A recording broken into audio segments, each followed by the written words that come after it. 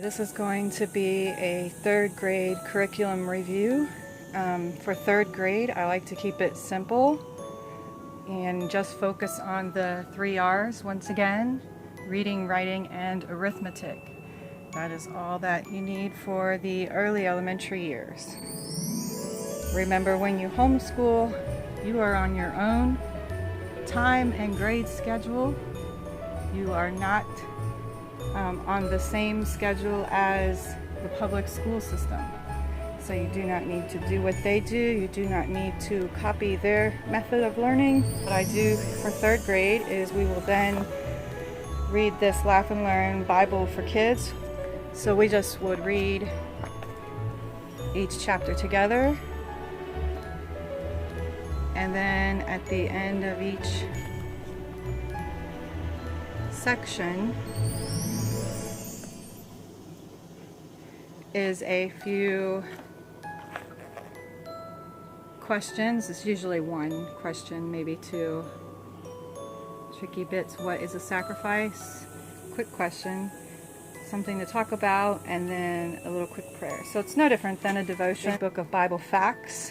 So this is just a question and answer again. The question and answers are a lot of fun. The kids really seem to enjoy those. We keep it in the spirit of fun. This is not a written work. We don't turn this into some kind of test quiz or anything like that. We want to bring our children up in the admonition of the Lord, not in frustration and anger. So there's a quick look at that. And depending on your third grader, if you have a son or daughter, we would then move on to this curriculum here, which is for young ladies. It would be Polished Cornerstones.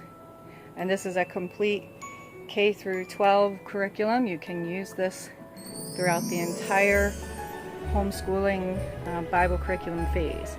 And then if you had a son, we would continue with the Plants Grown Up, projects for sons on the road to manhood.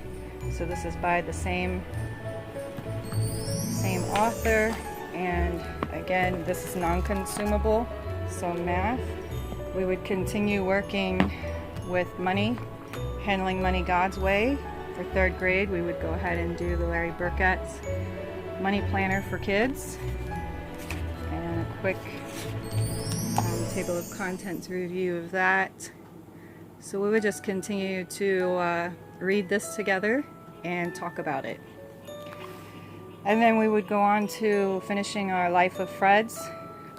We would do, for third grade, actually these are not in order. For third grade, we would do farming, and then goldfish, honey, and ice cream.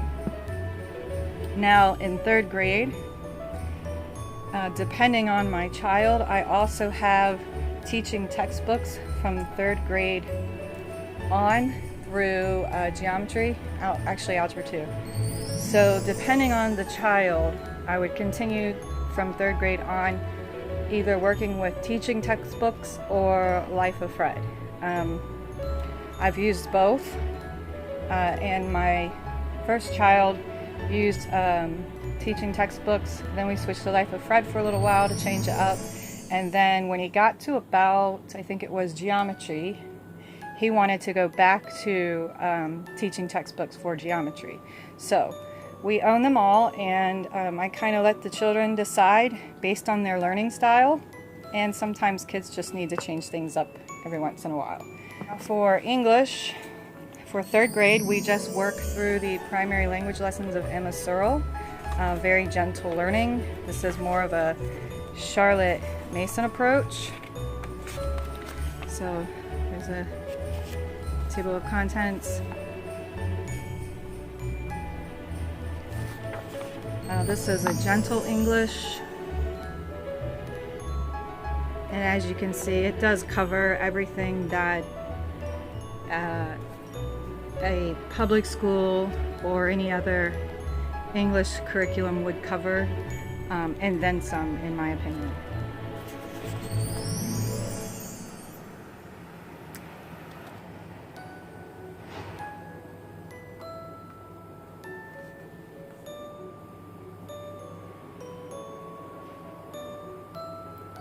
So all of my material is non-consumable. So I do, we do notebooking on everything. Generally, I don't do an English notebook, a math notebook, a science notebook. I'll just give the child one big notebook, and each day, depending on what we did that day, will be logged in their notebook. So on one page might be Life of Fred, Lesson 1, and they'll work the problems out on that page, and maybe on the other half of the page, a blank sheet of notebook paper, or the back, we would then do, you know, English language lessons, Lesson 1. So whatever the child has done that day is all on in the same area. I don't do different notebooks for each subject. It's too much for them to keep track of when they're so young. It's just not necessary. Okay, so then for like a spelling, we would then start spelling power for 3rd grade. Let's open the sequence here. So you can use spelling power however you want, really. You can use it as it's designed. It does have all that in the beginning for you to read as the instructor. Now obviously this doesn't begin with 3rd grade here. This would be more like 1st grade or kindergarten. But you just would start wherever you need to begin. This can be used for each child from kindergarten through 8th grade, I believe is what it goes up to. Past 8th grade, you really don't need a separate curriculum for spelling. They should pretty much know all the rules of spelling and all of the words that they would basically need to know for their life, except for learning maybe a few odd end words that you never really know until you hear someone say it or read it in a book, and then that's easy to look up. So for science here, we would do hide and seek here. This is from the ACE curriculum, and it's just a cute little book on, you know, all of the land and land animals in different parts of the world. It's actually not a little book, it's a very big book. So this would be an example of the eucalyptus woodland, treetops. I bought this book probably like about 12 years ago maybe, and I still have it. We still love it.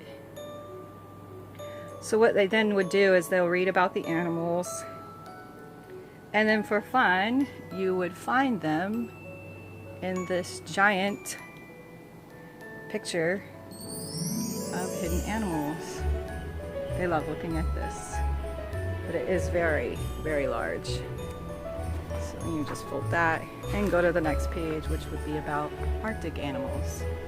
Okay, next we would do this human body book. This is just a general book here, and table of contents.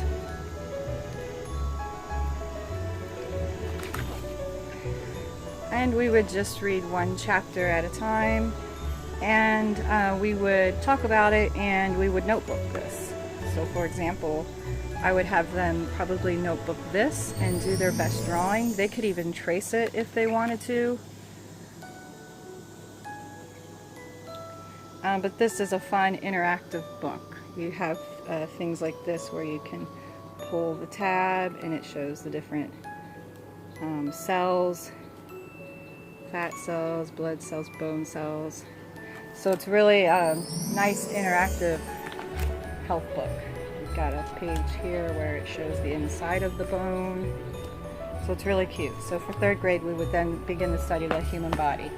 Now these are, from a creation point of view, we would do Special Wonders of the Wild Kingdom. And this is all about the land animals. So we would just read each chapter about each animal, and then he would notebook whatever it is he wanted to notebook. He would draw it, maybe write a sentence or two or whatever he wanted to do regarding that. Then this would be our feathered friends, so this will be the birds of the air, and the same thing. We would read it and then notebook it. Here is a picture of the table of contents. And then the next one is the animals of the sea. So same thing. We would read each one about each animal in the sea, and then we would notebook it.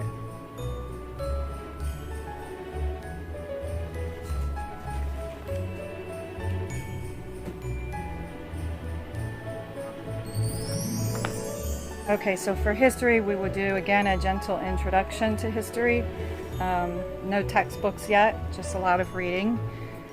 He would read, or I would read, one or the other. So we would do this book, Famous Folks of America, and well, it doesn't have a table of contents, but it just has a brief page about, you know, George Washington, explorers, artists.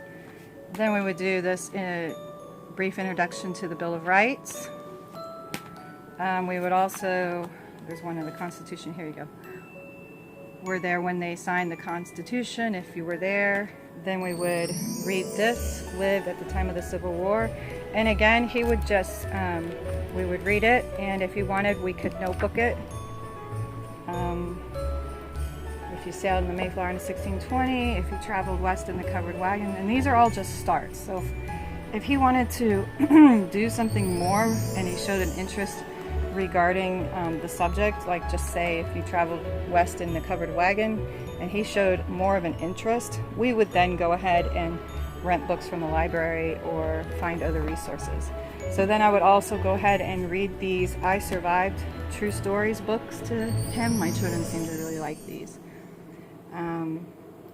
So there's 5 stories in there. And then we've got the Battle of Gettysburg, the Nazi invasion, Hurricane Katrina, attacks of 9/11, and then the shark attacks of the 1960s. So I try to always invest in a curriculum that is non-consumable, so can be reused, and that does not cost a fortune. Everything I've bought has been bought used.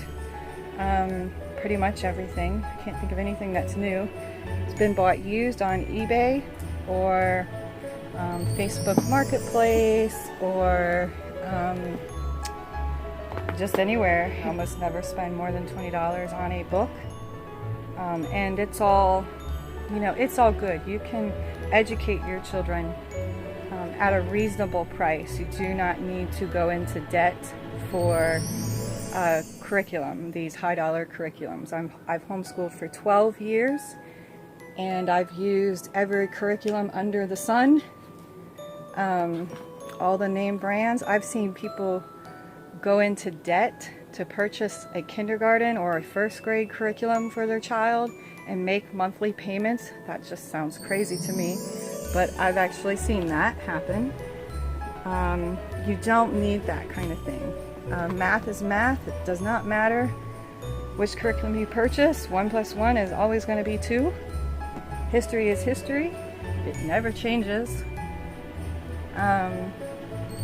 English is English. Language arts, that never changes. So you don't need to constantly consume new material just because a new curriculum has been released. You don't have to continue to buy that new curriculum hoping it's going to work, because chances are it's probably not going to work.